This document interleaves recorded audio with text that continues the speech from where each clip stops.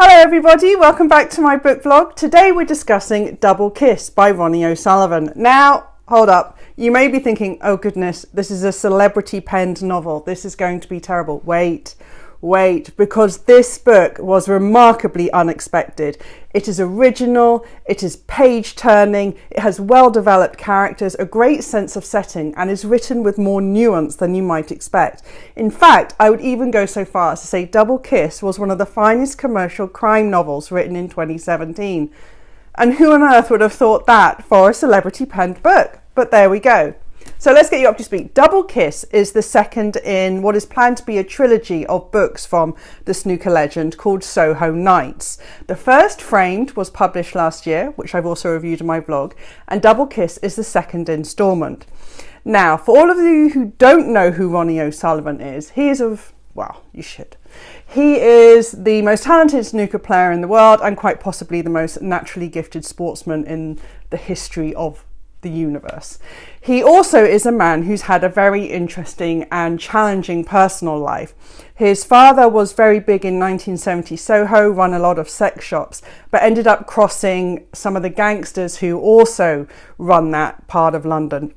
And he ended up doing time for murder, which affected his son, Ronnie, immensely. Following that, his mother also went away for tax avoidance, and Ronnie ended up spiraling through drink and drugs addiction, which he has sought treatment for on many occasions, and battling depression, which has challenged most of his career on the snooker table as well.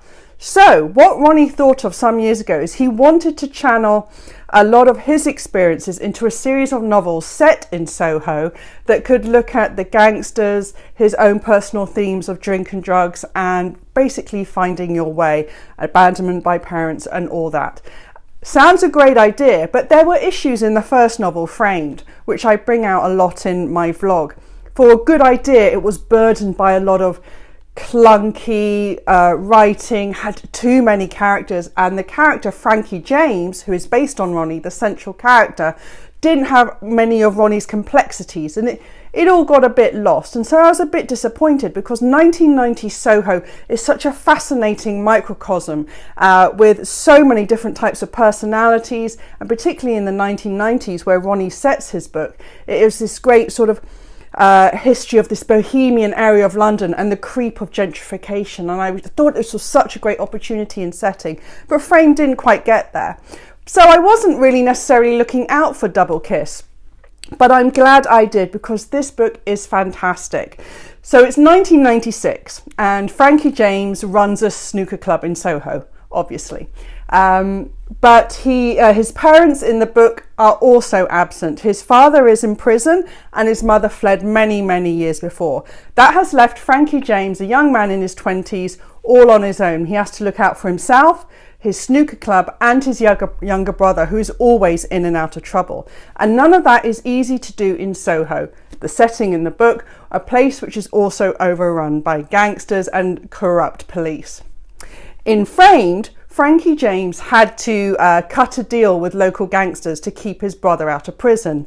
Now, in Double Kiss, the gangsters are calling in that favour. And so we have the plot of this book. We have a local gangster, one of the big guns in Soho, and his niece has gone missing in Ibiza, Tanya.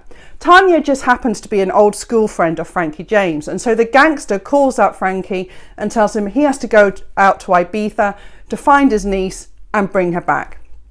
It seems like a safe, if rather odd, complicated request, but soon Frankie finds himself caught up in the middle of inter-gang warfare and huge criminal deals. He becomes a young man way out of his depth.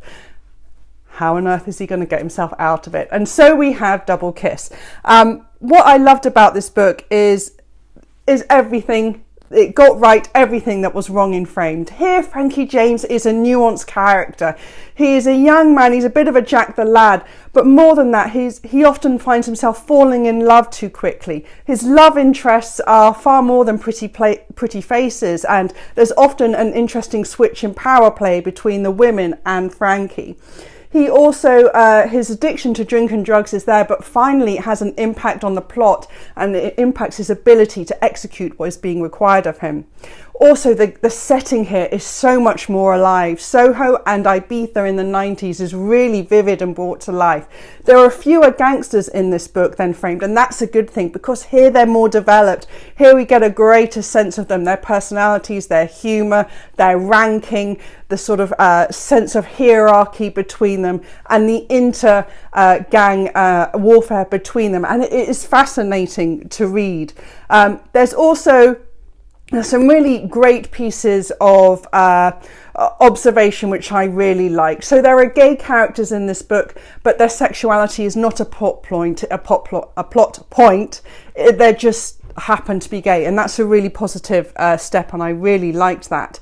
I also found this really page turning. It's not burdened down with any weighty inner monologue or overly descriptive passages. It has a really nice pace to it, so you fly through it. But what I particularly liked about the book is that it works also as a standalone book. So yes, there are long-running threads that will go through both Frame, Double Kiss, and I assume will get remedied in the third book, about his father's incarceration and what happened to his mother. And ideally you would have read Framed before you read Double Kiss, but those long-running overarching plot points are easy to pick up, and Double Kiss does work as a standalone book. It's true that Ronnie did have some help with this. So Emlyn Rees was the guy who helped Ronnie write this. But I do feel... so yes, we have to acknowledge that Ronnie had some help from this, but I can really feel Ronnie's turn of phrase, Ronnie's experiences in this book. He is a far more nuanced Frankie James character. They bring out so much more of Ronnie's personality, his insecurities, as well as his, rock and roll star image. It's really nicely done. And the fact that it's set in 1996, it's a time I know well, so I had a lot of love for it, but also I felt, because it's a time I knew well, it was pretty honest to that period as well. I really enjoyed this book. Double Kiss is some fantastic piece of writing. If you're looking for a really good commercial crime novel, who would have thought that Ronnie O'Sullivan, a celebrity pen novel, would come through? But Double Kiss is very impressive and well worth the read if, like me, you like that era, you like that setting, and are looking for a different take on a really popular genre. Crime novels are hugely popular. Most of them, however, are very contemporary, very much in today's world. And this mixes a nice bit of nostalgia with the type of books that I know are very popular right now. Ronnie O'Sullivan, Double Kiss.